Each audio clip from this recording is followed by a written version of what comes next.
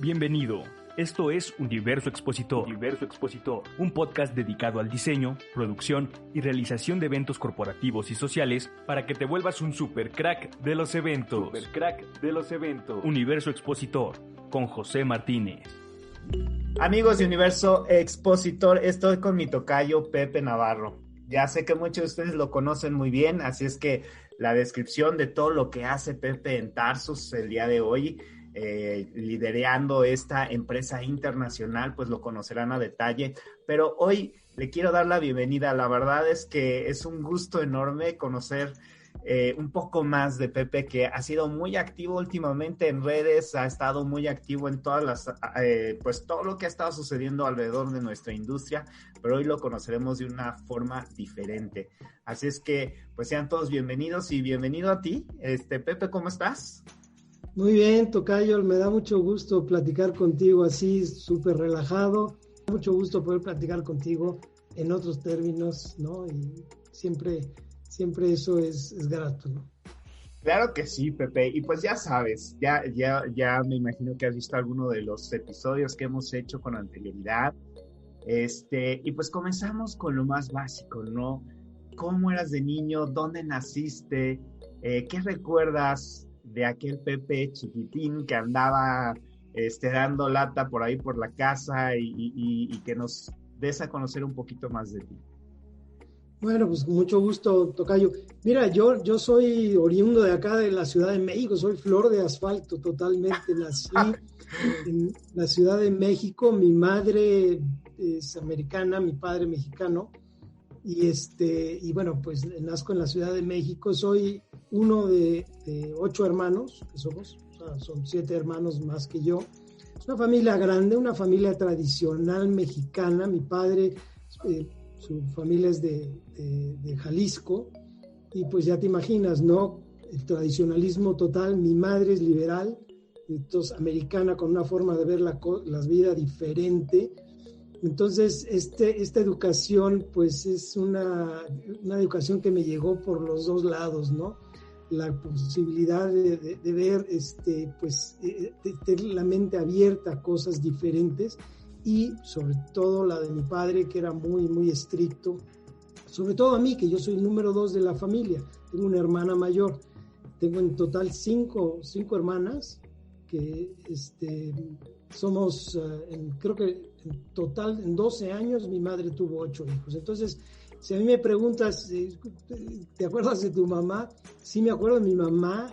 De chico, me acuerdo que estaba embarazada. Yo pensé que las mujeres eran embarazadas.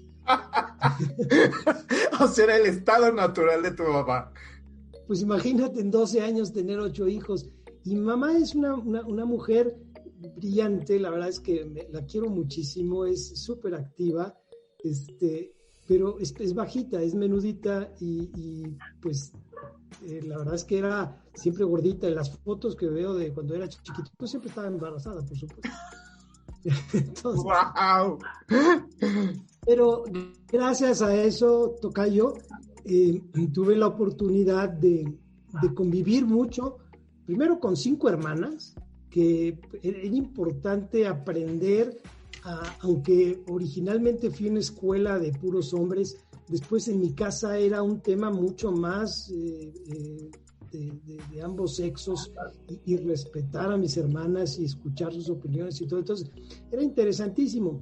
Nada, o sea, no tenías cosas que fueran tuyas, todo era casi propiedad comunitaria. Los juguetes, inclusive la ropa, pues tú la ibas cediendo, te la pasaba un primo y todo. Entonces aprendes en una familia grande, no sé si te ha pasado a ti, aprendes a compartir. Es una de las cosas más bonitas de una gran familia. Hoy las familias son de 2 o 3 niños, 3 ya es grande, y entonces ya no se ve quizás eso de que, pues, tu cuarto, no tenías tu cuarto único, o sea, tenías un cuarto donde dormían 2 o 3 más, y tenías que compartir todo, y no había de que te quejabas, y la verdad era otra dinámica de lo que yo veo ahora con los niños pequeños, ¿no? Totalmente, otra dinámica absoluta. Y también creo que es muy interesante la parte de esa multiculturalidad. de casa, ¿no? El tener esta ascendencia mexicoamericana te permite ver la vida de forma diferente, ¿no crees tú? ¿O cómo lo sientes al día de hoy, evaluando tu vida hoy? ¿Qué te dejó esa multiculturalidad? Exacto, mira, yo creo que tocas el punto importante porque por un lado vienen dos culturas que hacen de alguna manera una fusión en ti y no puedes descalificar ninguna de las dos. Mi padre era, pues obviamente, muy nacionalista, y adoraba su país y sus costumbres y las llevaba a cabo, ¿no? Y mi madre, por su lado, también. Entonces, de repente empiezas a vivir como que en dos mundos, pero había una sinergia entre los dos. Entonces, sí aprendes mucho a como que entender estas culturas y a diferentes culturas. En mi infancia tuve la oportunidad de interactuar con mucha gente de otros países, niños, y para mí era fácil relacionarme con ellos porque exactamente venían de culturas diferentes y yo decía, bueno, existen otras formas de hacer las cosas, ¿no? O sea, formas de matar pulgas hay muchas y yo tenía que aprender de cada una. Mira, eso me dio que de chavo yo, en donde vivía, tenía una palomilla grande de amigos y amigas, ¿no? Y siempre, pues en los veranos, me acuerdo perfecto, la pasábamos muy bien. Mira, vivía yo en un lugar que se llama Olivar de los Padres, es hacia el suroeste de la ciudad, hacia la montaña. Cuando mi padre nos cambió para allá, pues era un llano aquello. Entonces hacíamos muchos proyectos y hacíamos muchas cuestiones muy interesantes. Yo lo platico ahora con mis hijos y con conocidos. Me dicen, es que tu infancia fue muy divertida. Le digo, la verdad es que sí. O sea, hacíamos excursiones, vivíamos cerca de una barranca y nos íbamos caminando al Cerro del Judío. Y eran unas expediciones donde la palomilla era una palomilla de 15 niños, desde grandes el grande tendría 14 años y el chico tendría 7, 8 años. Íbamos íbamos en excursión con todos los riesgos. Hoy en día no veo que las mamás permitan eso. Hoy se sientan a jugar en el iPad. Pero nosotros inventábamos nuestros juegos, capturábamos animales, nos pasábamos había cabras y todo, y bueno, nos topeaban, no sabes, era una cosa padre. Nos íbamos a dormir al cerro.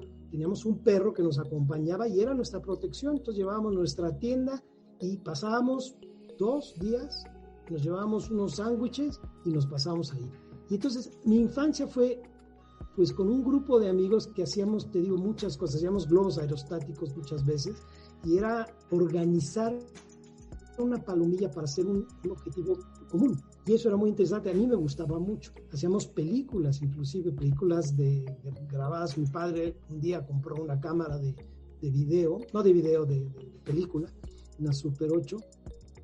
Hicimos una película de carreras de coches de valeros. Y es interesantísimo porque había accidentes y había de todo. Fue una infancia muy, muy, muy bonita. La verdad es que yo le agradezco a mi mamá y a mi papá ya en paz descanse, me dieron un ambiente muy bonito para crecer y sobre todo la gran familia, ¿no? Claro, creo que esa experiencia pues es irrepetible y quizás ya va a ser irrepetible por muchas generaciones, ¿no? Sí. Porque ahora ya no se acostumbra a tener tantos hermanos y además ya financieramente como que no es tan sostenible, entonces creo que esa experiencia que tú viviste fue muy particular.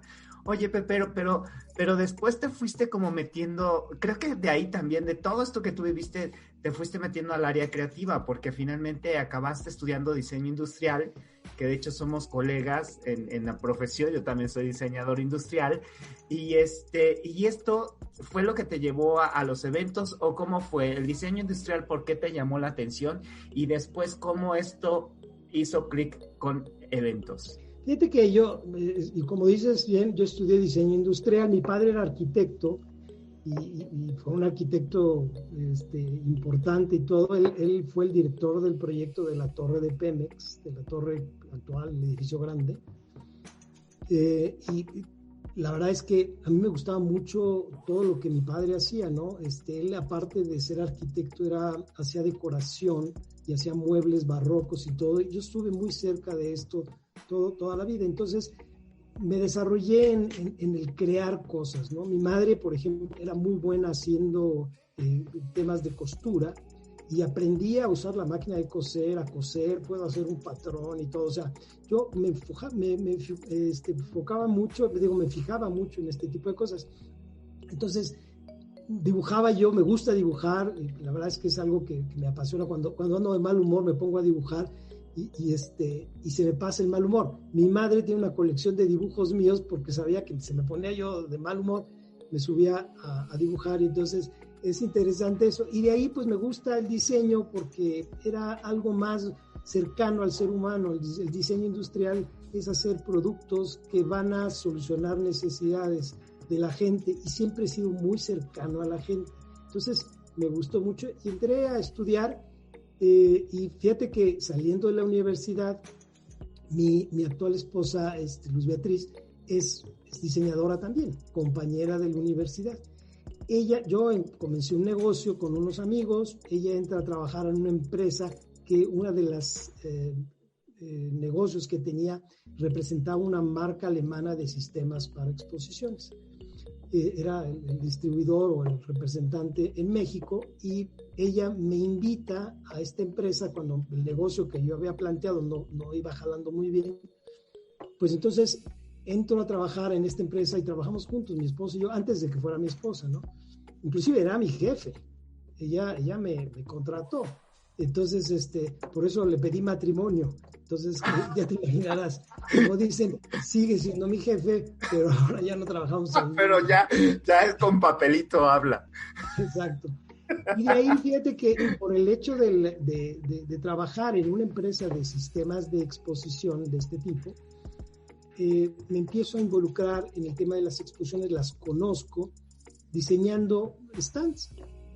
Y me gustaba mucho porque era una actividad muy formal, o sea, muy formal del diseñador, ¿no? O sea, es decir, realmente desarrollar un producto que va a satisfacer una necesidad.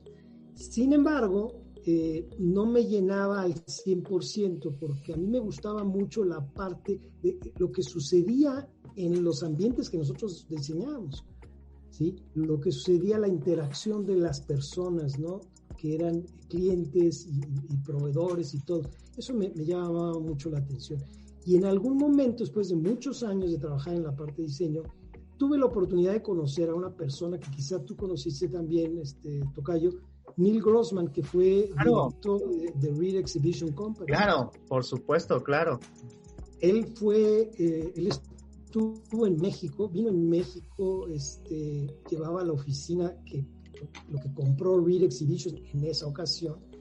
Sí. Y yo lo conocí en alguno de los viajes que hice, alguno de los congresos, y hicimos muy buena relación. Entonces él me invita a colaborar con Reed Exhibitions. Y me dio mucho gusto porque cuando empiezo a conocer la exposición ya, como dicen, las tripas de la exposición, se me hizo tan interesante, tan cálido, que dije, yo voy a hacer esto toda mi vida, porque me gusta realmente poder ofrecer estos ambientes de negocio y ser parte del éxito de las empresas. Entonces me empecé a meter y Neil fue un excelente mentor. Honestamente, trabajar con él me permitió conocer a detalle el know-how de cómo hacer las exposiciones. Y no nada más con Neil, trabajé con gente que también conoces tú muy bien, como Marina Obregón. O sea, claro, la parte de marketing es una señorona en esto. Y me enseñó mucho de lo que conozco, por supuesto, del marketing tradicional de exposiciones. Entonces fue muy padre. Ahí fue donde yo entro en las exposiciones. Y digo, muchas cosas he aprendido en estos años, pero sí me acuerdo de esa base. Si no ha sido por esa base de Neil, de Marín y toda esta gente, no estaría yo haciendo lo que hago. Sí, la verdad es que efectivamente tú empezaste con aquellos que gestaron la base de la industria mexicana de exposiciones, que vinieron a profesionalizar la actividad y de alguna manera irle dando pues los espacios y lo que hoy representa. Y no solo eso, Pepe, ha sido pues cambiando por cuestiones de compras y de mergers y acquisitions y etcétera en diferentes empresas relacionadas con eventos prácticamente todas internacionales. ¿Esto qué ha representado para ti? ¿Qué te ha dejado como persona? Híjole, mira, la verdad es que la industria de las exposiciones a nivel mundial es muy pulverizada. Quiere decir que hay una gran cantidad de jugadores en todo el mundo, pequeños jugadores que hacen un evento o asociaciones que hacen un evento. Entonces hay un expertise muy pulverizado, muy compartido, pero hay pocos grupos que son muy institucionales y que tienen realmente un know-how que han desarrollado. Y REIT es una de estas empresas, ¿no? REIT es la escuela, en muchos casos, de muchos profesionales en la actividad a nivel mundial. Tú pregúntale a una persona y seguramente tienes el 60% de oportunidades de atinar que trabajó en algún momento con REIT Exhibition Company, una empresa sin duda de primera línea. Yo he podido trabajar con ellos, trabajé con EJ Krauss, después de trabajar con REIT mucho tiempo y aprender, y después de que cambió de directores y demás, inclusive fue comprada la empresa por un grupo mexicano. Yo pude trabajar con EJ Krauss, me invita el señor Ned Krauss a trabajar y Paul Santamur en ese momento, que era director general, me invitan a trabajar en EJ Krauss. A mí me pareció maravilloso ese cambio porque me gustó mucho la forma de ver los eventos, porque a diferencia de la empresa anterior que ya era Remex, que era parte de CIE, EJ Krauss era totalmente convergente en exposiciones. Desde el muchacho que abría la puerta hasta el señor Krauss, todos pensaban en exposiciones. Entonces eso me ayuda mucho porque empiezas a ver todas las perspectivas. Es una empresa que me permitió mucho relacionarme internacionalmente con diferentes jugadores, entender y aprender de la capacidad negociadora del señor Krauss, por ejemplo, que es realmente alguien muy importante, y de uno de los líderes que hasta la fecha trabajó con él, que es Paul Santamur. O sea, Paul Santamur él trabajó para la embajada canadiense, viene como agregado comercial, trabaja con EJ Krauss, y el cuate desarrolla esa particularidad que tiene de entender los negocios. Y una cosa que siempre he dicho de Paul, tiene una lógica infalible. Yo admiro mucho a la gente que tiene lógica, esta lógica sólida, que dices tú, tiene toda la razón lo que está diciendo, ¿no? Entonces, tengo la oportunidad de trabajar con ellos y hace 21 años, comencé a trabajar con EJ Krauss. Recuerdo, fue el 15 de noviembre del 2000, entro a trabajar con EJ Krauss. Y hemos hecho una cantidad de cosas impresionantes, o sea, yo creo que más de 150 eventos diferentes. Eso es padrísimo. La verdad es que te deja la capacidad de asombrarte de que en equipo puedes crear proyectos que sean exitosos y que permitan que otras empresas hagan negocio. Entonces hemos hecho eventos de yates. Recuerdo perfectamente, no sé si tuviste la oportunidad, lanzamos Expo Yate Mundial, que era un evento de yates en México.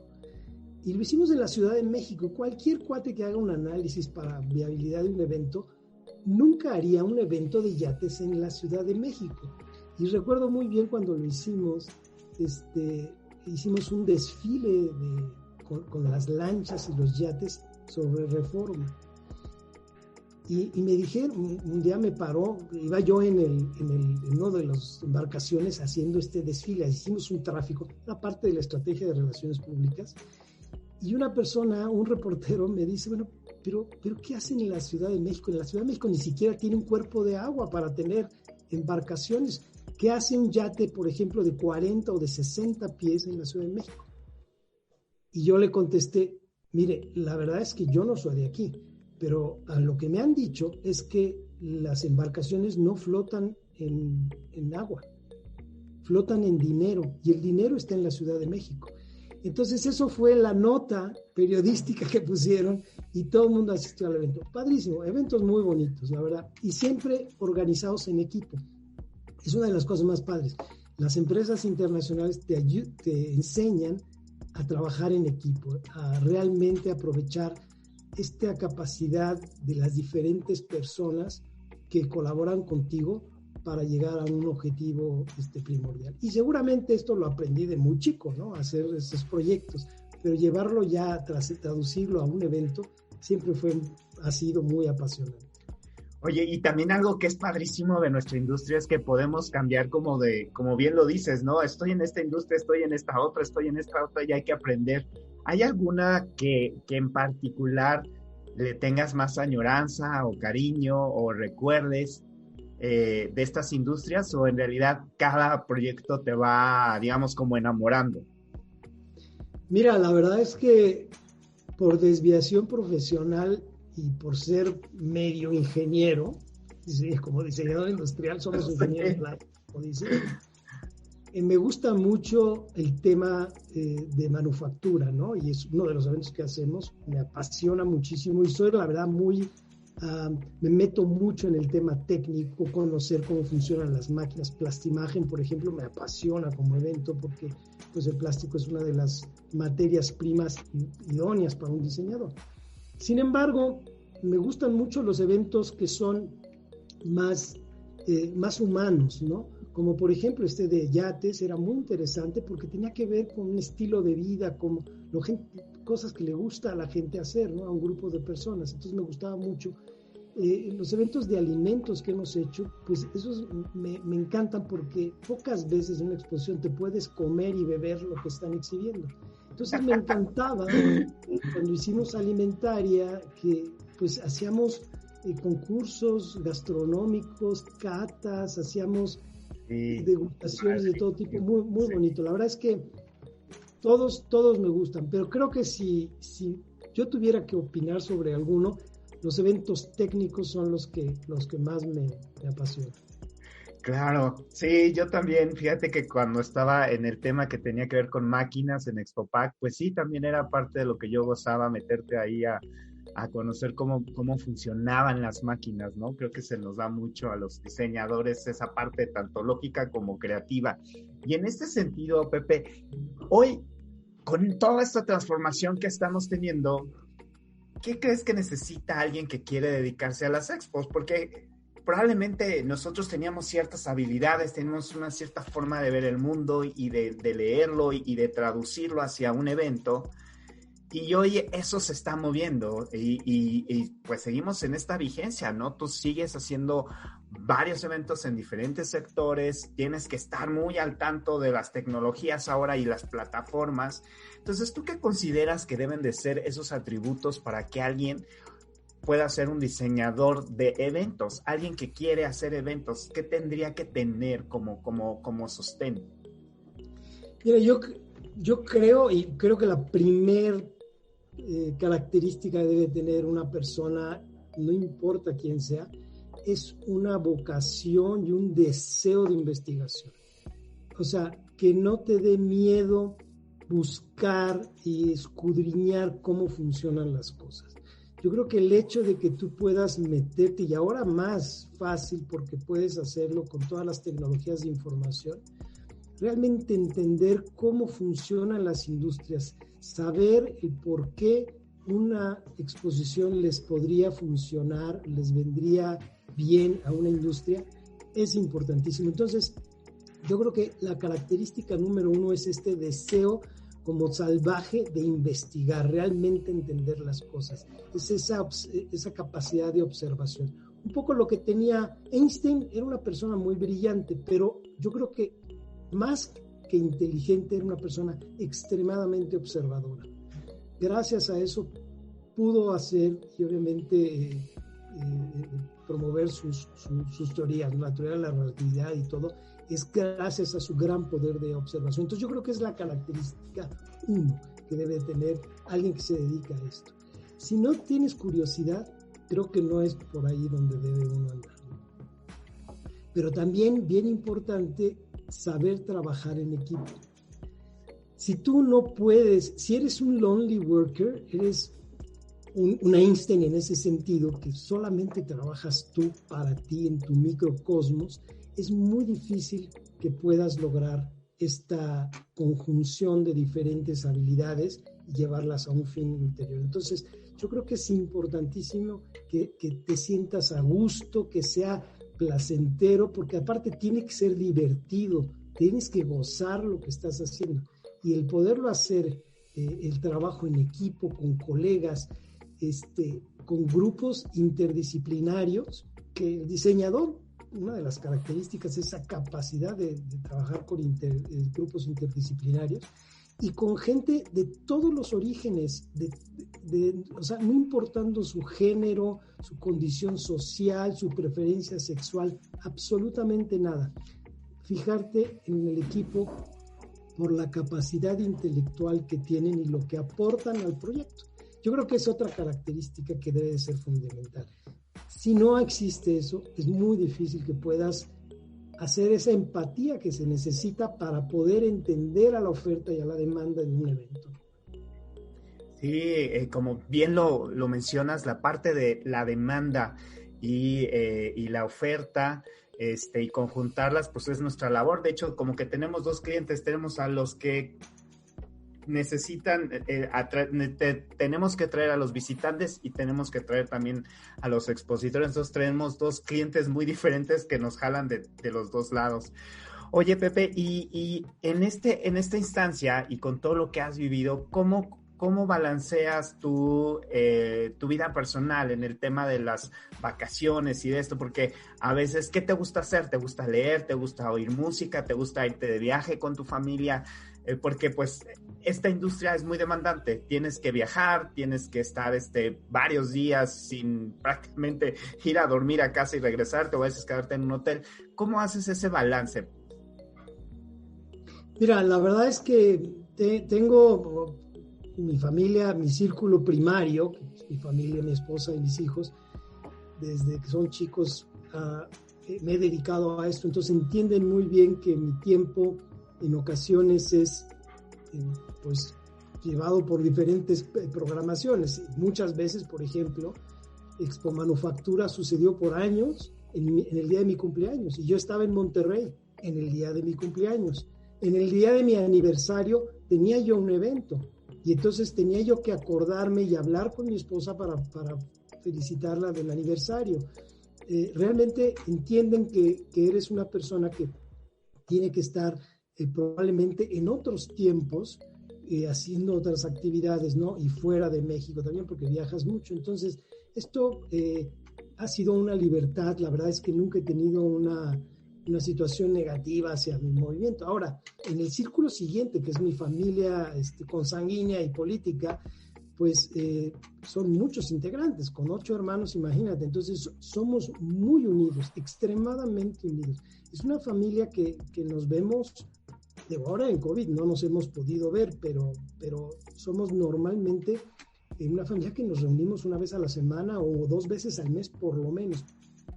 El grupo grande, somos muy bailadores. Mi abuelo era cubano, mi madre hereda gusto por bailar y tantito suena la música. Mi madre con 80 y tantos años se pone a bailar porque honestamente así nos los dejó, ¿sabes? Entonces no podemos tener tantita música y probablemente un tequila porque nos ponemos a bailar. Entonces esto también nos sirve porque te da esa capacidad de interactuar con la gente. Eres una persona que puedes platicar y tener anécdotas y eres un contador de cuentos quizás que en otros lugares esto es apreciado, ¿no?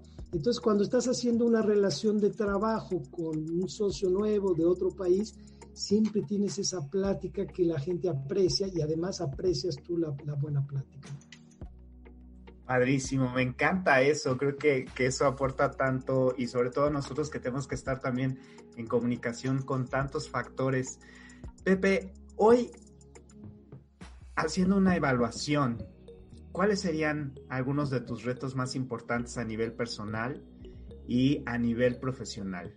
¿Qué viene para ti? ¿Qué es lo que esperas? Obviamente has logrado ya muchísimo en la industria, tienes ya un reconocimiento, tienes un puesto ya interesante y eres uno de los protagonistas, digamos, destacados de nuestra industria en México. ¿Qué viene para ti? ¿Cuáles son estos retos personales y profesionales que tú estás vislumbrando? Mira, en el ámbito personal, yo quiero seguir, obviamente, integrando a mi familia. Yo, una cosa que tuve de joven, muy joven, a los 16 años, tuve con una novia, tuve un hijo. Y por azares del destino, vivimos separados, ¿no? Por mucho tiempo. Hasta hace 10 años nos encontramos, después de que nos buscamos, él obviamente viviendo en otro país y demás. Y hoy en día tengo una familia que es más grande de la que originalmente tenía. Tengo una nieta y una nuera, que son encantadores, y hemos logrado reconectar después de muchos años. O sea, mi hijo, imagínate, si nació en 1976 y reconecté hace 10 años, pues es una persona adulta, es una persona que totalmente profesional, totalmente positiva. Es una historia muy bonita. Esta historia requiere más de un tequila. Con muchos amigos lo he platicado, y contigo seguramente lo podré platicar, mi querido tocayo. Pero es una historia muy bonita que me gusta platicar porque deja mucho en el corazón, ¿no? Esta reconexión tiene mucho que ver, pues, con la personalidad tanto de él como la mía, y estas ganas de construir hacia adelante, ¿no? Hoy somos una familia más grande gracias a estas ganas de reconectar. Perdón, se me corta la voz, pero es algo muy emocional para mí. Entonces, mi reto es seguir construyendo esta familia hacia adelante. Voy a ser abuelo nuevamente. Mi hija Sofía va a tener un bebé ahora en febrero. Entonces, es una familia muy bonita, es una familia que está creciendo. Ellos mismos, mis hijos, tanto los hijos que tengo con Luzbia como Frank, están tejiendo estas relaciones fraternales que, pues, quizás pudieron haber hecho hace mucho tiempo, ¿no? Entonces eso me da mucho gusto y es un reto que tengo, y es más importante de manera personal, ¿no? ¡Wow! ¡Qué historia! Y a nivel profesional... Nunca lo he platicado esto a la prensa, por supuesto, es la primicia. Mucha gente no lo sabe, pero es algo que me da mucho gusto, me emociona, porque la vida de la gente está hecha de relaciones humanas, no de relaciones laborales, no de relaciones profesionales. La base es eso, esas fibras humanas en donde tú puedes aceptar tus errores y puedes reconstruir a partir de ahí, ¿no? Yo creo que eso es bien importante. Y otro de los retos también personales, antes de platicarte, tiene que ver con la parte personal, pero tiene que ver con la parte profesional también para mí, es la reconstrucción que tengo que hacer de mí como persona. Y esto es porque como mexicano, y aunque mi madre era extranjera, nos educan en un ámbito diseñado para hombres, en donde los hombres tenemos más oportunidades, tenemos más permisos, tenemos mejores sueldos, tenemos muchas cosas que las mujeres no tienen. Y eso está mal, totalmente mal. Yo creo que en la medida en que nosotros podamos cambiar esto y que podamos construir una sociedad que sea totalmente igualitaria, que sea incluyente, es muy importante. Y ese es otro de mis retos. Ahorita estoy en el proceso de reconstrucción porque mis hijas me han comentado y me han invitado a que cambie ciertas cosas que yo aprendí de chico, ¿no? Y entonces hoy estoy llevando esto a la empresa, ¿sí? Me gustan mucho los equipos de mujeres, me gusta mucho que la mujer sea reconocida y sea pagada como si fuera un hombre, lo mismo que gana un hombre y una mujer, que tenga las mismas oportunidades. Y esto es el reto que es profesional también. ¿Por qué? Porque hoy en día las industrias, las diferentes empresas, si tú las ves, desde el cuestionario que hacen para reclutar, es un cuestionario diseñado para hombres, no tanto para mujeres, y no tanto que sea de mujeres o hombres, sino que no sea de género, sino que sea totalmente incluyente. Entonces, ese es mi otro reto. Wow, eso está súper interesante. Fíjate que lo hemos analizado en 2 o 3 entrevistas anteriores, este tema ha surgido y es curioso en un sector que es parte del sector de la hospitalidad, donde ciertamente la mujer tiene una gran relevancia porque por naturaleza tiende a ser como más hóspita, ¿no? Sin embargo, es un punto que sigue estando ahí en nuestra industria y que creo que sí es una labor que todos tendríamos que revisar.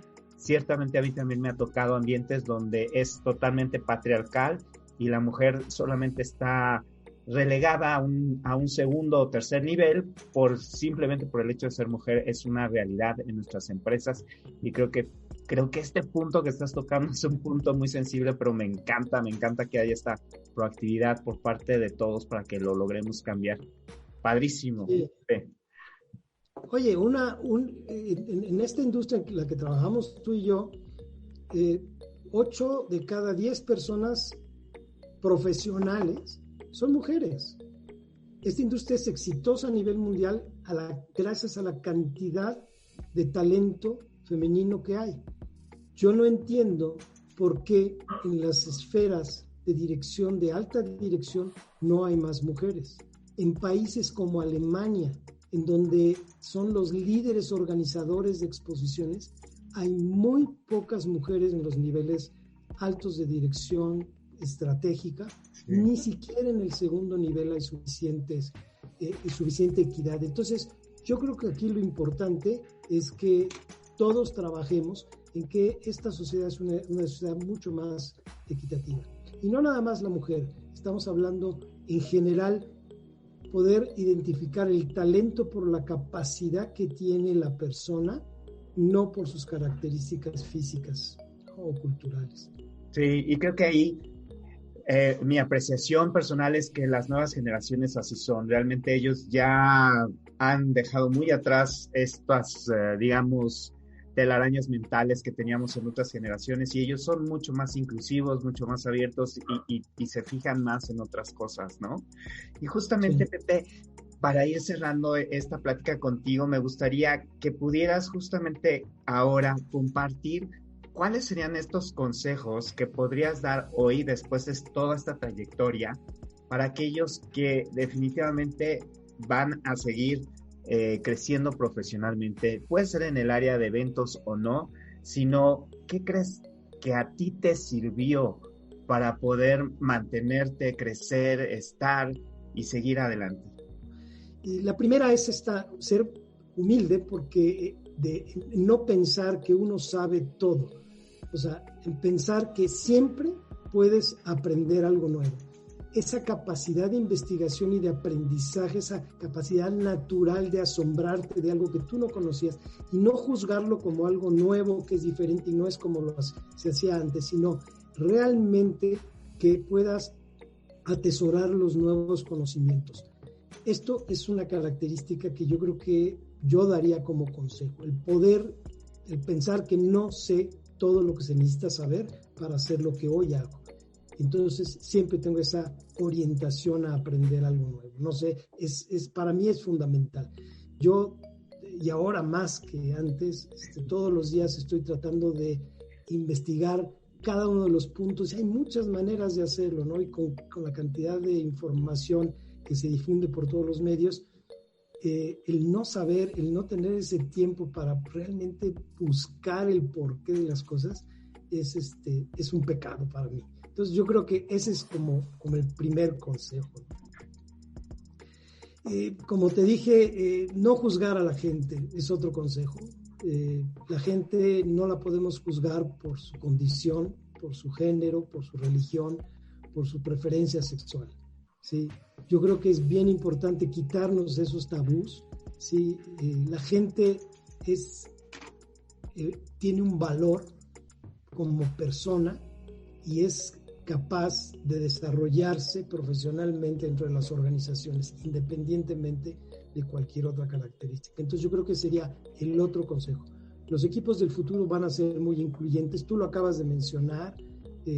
Hoy en día los jóvenes son mucho más incluyentes. A mí me encanta, acabo de checar una estadística que lo hacemos todos los días, o sea, estando en una industria como la que tenemos, es una cantidad de datos que tenemos que estar evaluando, Y por ejemplo, el grupo de los millennials, este año ya el 52% de los asistentes a las exposiciones millennials del segmento millennial son mujeres. Y eso a mí me da un gusto enorme, cuando en el grupo en el que yo estoy, solamente el 8% son mujeres. Yo estoy en el grupo de los baby boomers. Tú no, tocayo, pero yo todavía soy de ese grupo. Entonces ese sería mi otro consejo, que es un consejo que pues me da mucho gusto, y me gusta colaborar con gente que tiene esta característica, ¿no? Yo creo que también otro consejo es esa apertura a las nuevas generaciones. Tener esa capacidad de decir, lo que yo sé y lo que hago hoy lo va a hacer igual o mejor, y seguramente mejor, una persona más joven que yo. Va a aprender de mi experiencia, pero con lo que conoce va a poderlo hacer mejor y poder dar las oportunidades para que esto suceda, ¿no? También con total apertura, no importando qué tipo de persona sea. Yo creo que es otro consejo que pueda dar. Y el último que me gustaría compartir, porque ahí sí es mi vocación, sí mucho de diseñador, que en la parte de diseñador también estamos rehaciendo la mente. Cuando yo estudié, y seguramente te tocó a ti, tocayo, diseñábamos productos que cumplían satisfacían una necesidad, y ya, se acababa todo. O sea, decíamos, vamos a diseñar una taza que va a cumplir, o un bote que va a cumplir la función de llevar un producto, y ya, y no nos preocupábamos más allá de que había contenido X cosa. Hoy en día no podemos pensar así, porque todo tiene una repercusión. Si el diseñador no diseña pensando en la vida del producto inicial y luego la vida secundaria del producto, jamás vamos a cambiar esa mente contaminante que tenemos como sociedad. Entonces, todos los profesionales tienen que pensar, y los usuarios de los productos tienen que pensar, que los productos tienen una vida inicial para lo que fueron diseñados, pero que seguramente tienen una vida secundaria o tienen la posibilidad de reintegrarse a las cadenas de producción. Entonces, tener una mente sustentable es bien importante. Estamos en una industria, tocayo, que somos altamente contaminantes. Sí, es correcto.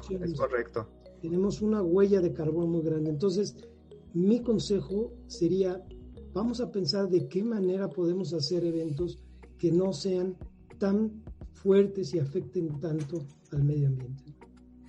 Wow, Pepe, sí, realmente unas reflexiones muy profundas. Podríamos echarnos otros 5 tequilitas más.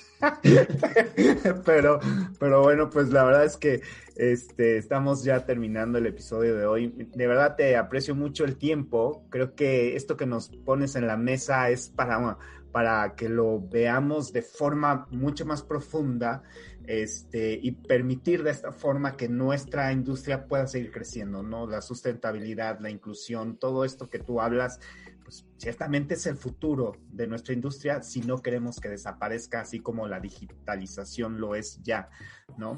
Entonces, Pepe, pues de verdad, un placer, muchísimas gracias. Muchas gracias, tocayo, me encanta platicar contigo.